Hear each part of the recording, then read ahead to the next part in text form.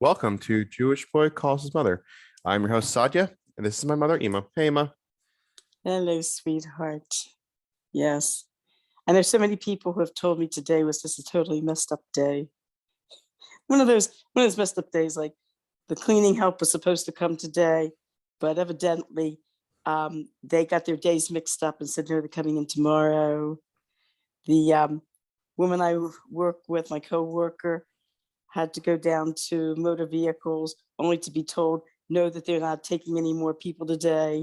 So it's like, I think today was National Messed Up Day.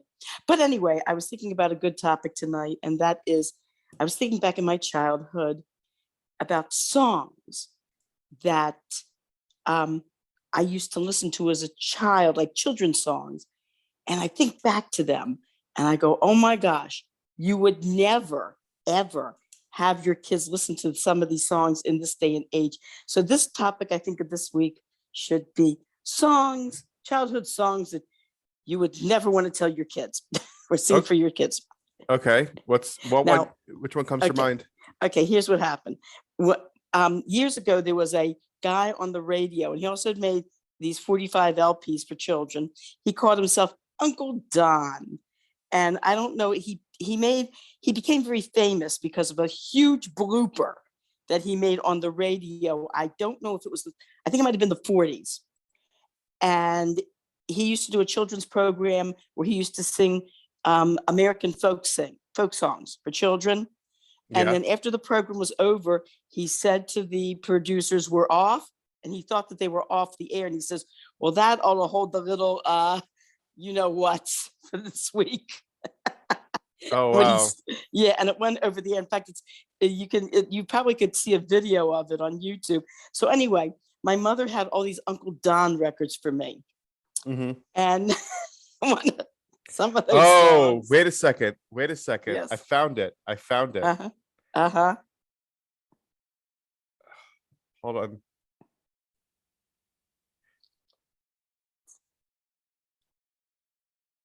We can't have too much dead time. Yeah, no, sorry. It's against FCC rules. I learned that from friends of mine who went into radio. You can't have more than maybe, I think, 2 minutes dead time, or you could be fined by FCC. That's why if there's ever a problem with your audio on the radio, they have to put on the promo or something, to put a song or a promo, they got to put something on. Oh, you can't have more than 2 minutes of dead time. Oh, so no, I guess I was being too upset. I was looking at the I found the what's it called? The blooper? I found the blooper. From Uncle Don? Yeah. Yeah. Oh my God. I see it right now. Oh, it's hilarious. It is absolutely hilarious. Okay, all right. So continue. Okay, so anyway, here's one of the songs that he had that I remember from a kid was, when I was young, I used to wait on massa and hand him his plate and pass the bottle. No. Let me finish. And pass the bottle when he got dry. We're not gonna finish. Like listening to these lyrics, and pass the bottle when he got dry. Come on.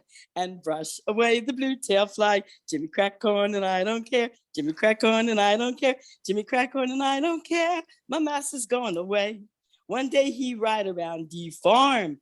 The flies so numerous they did squirm. Okay, I don't think we can do that. I literally don't think we can do these songs anymore. You might have to move on to the next one. Yeah, but this was a kid. Would you believe I was listening to this as like a 5-year-old kid? No, I heard these songs also when I was a kid. I just think nowadays it's just the temperament is not. It's not cut out for it. It's like people will take it the wrong way, get offended, and then go nuts. That's the biggest problem. Because yes, these are old, outdated songs that talk about, slavery and things like that in a joyful way, which, it lightens the situation that shouldn't have been lightened. Yeah, but the good part about it is that the massa gets killed. Oh. Don't you know?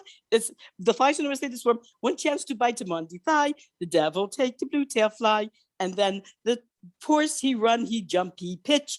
He throw my massa in the ditch. He died and the jury wondered why. The verdict was the blue tail fly. Jimmy crack corn and I don't care. Yada, yada, yada. That was it. Yeah. And then there was There was a song about there was a song about uh, Casey Jones. Casey Jones, who is that? Yeah, he was the famous train engineer who there was a lot about him was legendary. He was supposed to be a very, very excellent engineer. He got killed at some sort of like train accident, train derailment, but he was known for evidently he was known for being a very good engineer and for he saved a few people. There was an incident where a little boy fell on the tracks and he was actually able to run and grab the kid off the tracks. He like I said, so one of the songs was about Casey Jones. It was Casey Jones mounting to the cabin. Casey Jones with the orders in his hand. Casey Jones mounted to the cabin and he took his farewell trip to the promised land. I mean, it talks about the incident where he got killed during this train accident. I mean, this was a kid's song. Oh wow, yeah. Casey Jones getting killed. Well, I mean, you have songs like "Ring Around the Rosie" was talking about the bubonic plague. That's something that's very most people know. I guess what it is again, it makes light of dire situations. That's kind of what a lot of kids songs seem to be.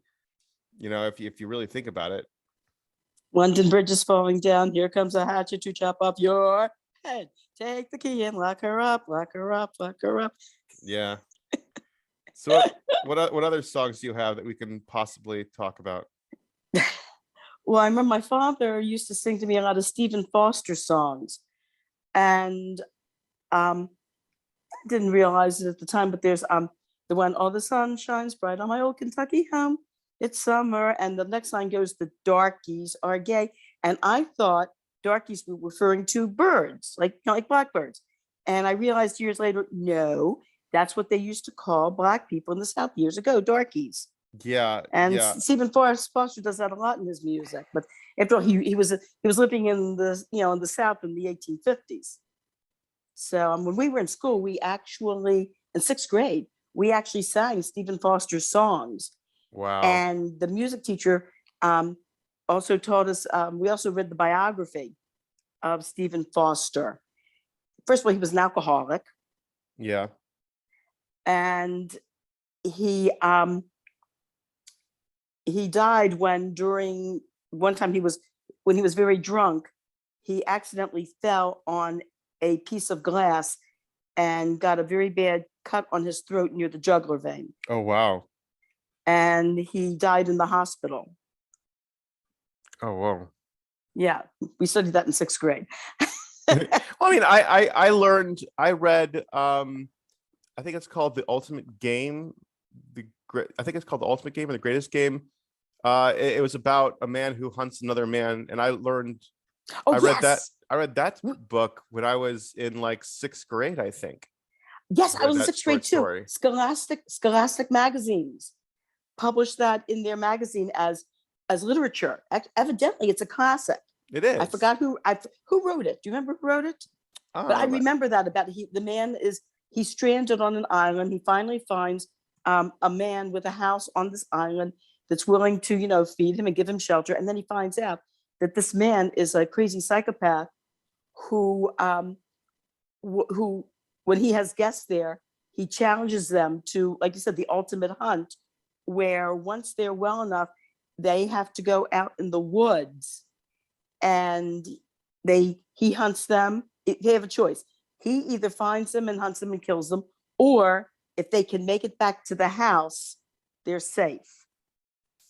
And at the end of the story, the man makes it back to the house, and the psychopath who owns the house, congratulates him on winning the challenge.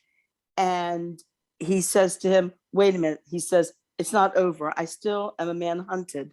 So the psychopathic house owner says, okay. He says, you and I will have one final battle together. And one of us will sleep in this nice, comfortable bed in my room, or the other one, will be buried in my backyard. And then the story cuts there. And then the next line is, I got the man's name, Tim, John, whatever, the guy who was being hunted. As John snuggled down in the bed, he thought to himself, this is the most comfortable bed he ever slept in. Yeah, it's called The Most Dangerous Game. Uh-huh. Who wrote it? The Most Dangerous Game. It was written, but it was published as The Hounds of Zaroff. It's a short story by Richard Connell. Uh-huh. So yeah, I read that also, and it's like, I think it's, I don't know. As a sixth grader, I loved it. I thought it was a really interesting storyline. Yeah, so did I. But it's like everyone wants to protect everybody nowadays. It's like I remember reading Goosebumps as a kid and everyone freaking out about it.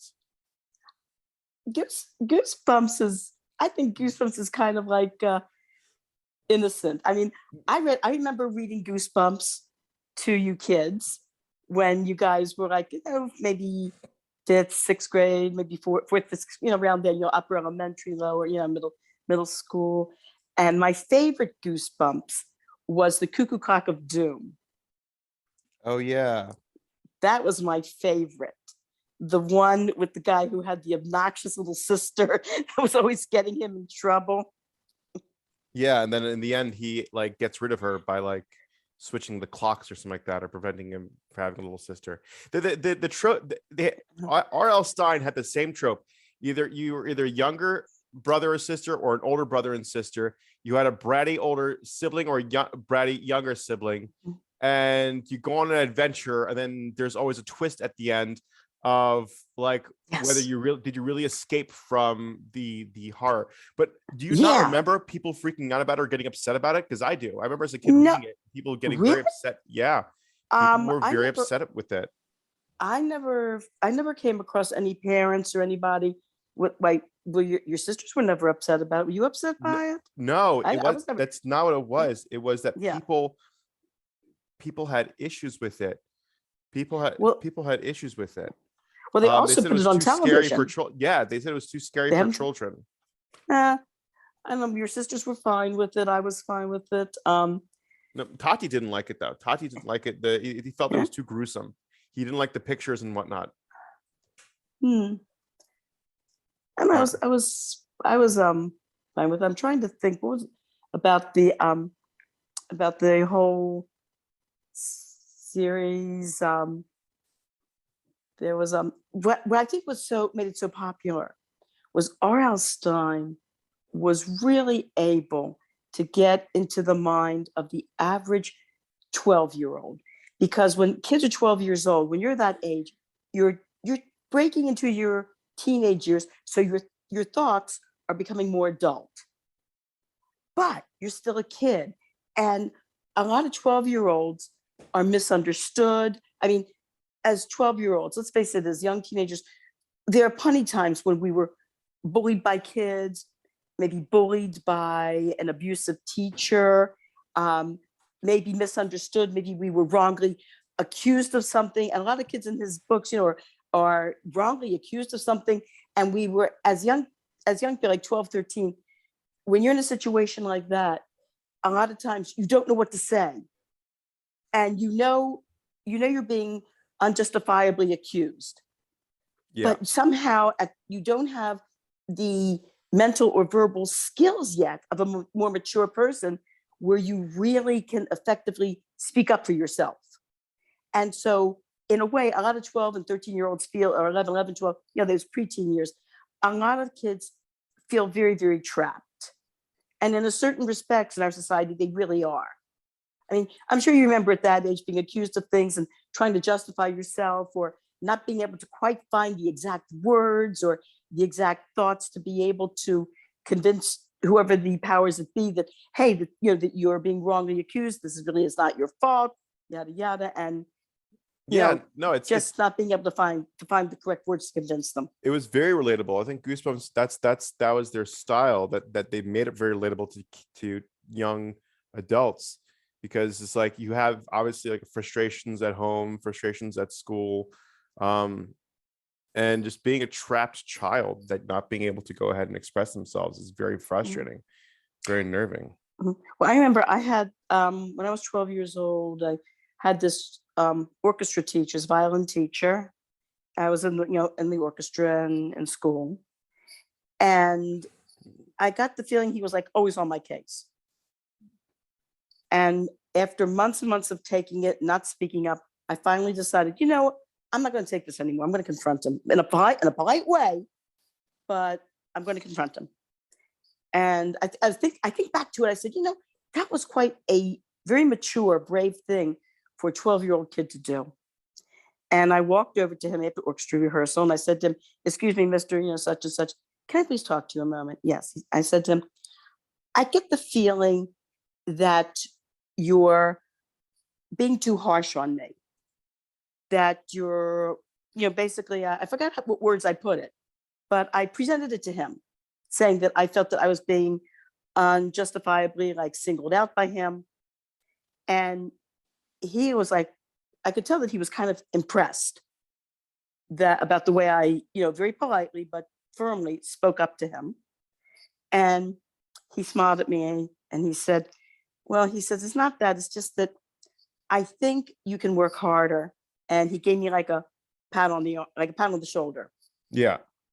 Like, you know, like a Yashikov type thing. And then after that, he was a little more polite to me after that. Yeah. Oh, by the way, I looked up and yeah, so in the 90s, Goosebumps, a lot of Goosebump books, like parents didn't like it. They felt that it was too scary for children.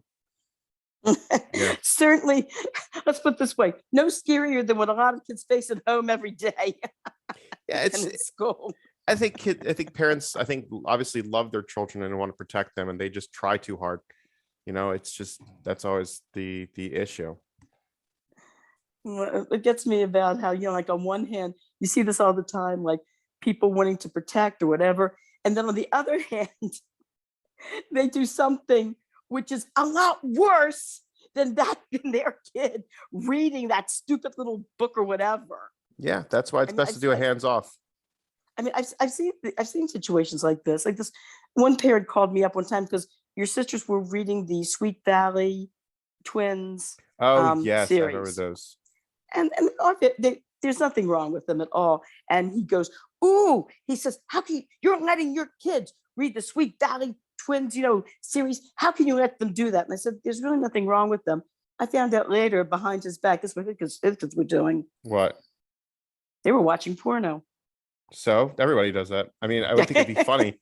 It's like, kids, young adults get exposed to it. That's the thing that you hide from your parents. Yeah, but remember I told you about like how shocked my class was in first grade. We were discussing breakfast, and I mentioned about my mother giving me coffee. Of course, it was coffee with milk, and how the teacher and all the kids, you know, like, oh my goodness, worse than me. I thought to myself, I bet those same kids and the teacher that was so horrified at me drinking coffee were probably drinking Coca-Cola at the time, which had traces of cocaine in it. Actually, when did Coca-Cola stop having traces of cocaine? I think they stopped. Question. I don't know. I think they that was a while ago. When it was, I think it had to be during this. Maybe I'm going to take a guess. 70s probably. I don't think 70s. You don't think 70s? You think before the 70s? It was taken out of the drink in 1929. What? Yeah. Are you kidding me? I thought it was much later. Nope, 1929. Oh my gosh. All this time. Oh my gosh. And here I thought, oh well. Here you thought. I mean, they probably were smoking cigarettes in front of their kids and getting secondhand smoke and whatnot. So that's the other issue. Oh, do you remember we had like these old magazines from the 50s, and do you remember the advertisement for cigarettes showing it showed a mother like with a baby, and the baby's crying and the mother's all stressed out, and it says stressed out, and it says take a cigarette break, and then it shows the mother holding the baby and the mother smoking a cigarette and the baby sleeping in her arms. Oh yeah. Oh my God. I remember actually looking at advertising from the 70s talking about how nutritional sugar is for you. Oh God. Yeah. Well, yeah, I'll tell you though, I see people like, you know, avoiding sugar, but yet like totally drowning their drinks in these artificial sweeteners, which have been linked to all sorts of which is suspected of being linked to all sorts of diseases. I'll tell you the truth, I would rather take sugar than these artificial sweeteners. I just try to avoid both of them, to be honest. That's what I try to do. I don't put sugar in my coffee. I try not to do anything like that. But yeah, okay, we're out of time. Thank you so much, Ema. I appreciate Okay, my it. sweetness. Alrighty. Have a good Shabbos, darling. You too. Have a good Shabbos. Love you. And I was able to do the podcast totally sober tonight. Yes, good for you, Ema. I'm proud of you. Yes. Yes, excellent. All right. Bye-bye. Bye-bye.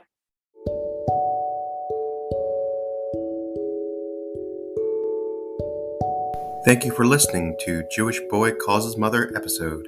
Please like and subscribe our Facebook group at Jewish Boy Calls His Mother podcast, and check out our YouTube channel, Jewish Boy Calls His Mother.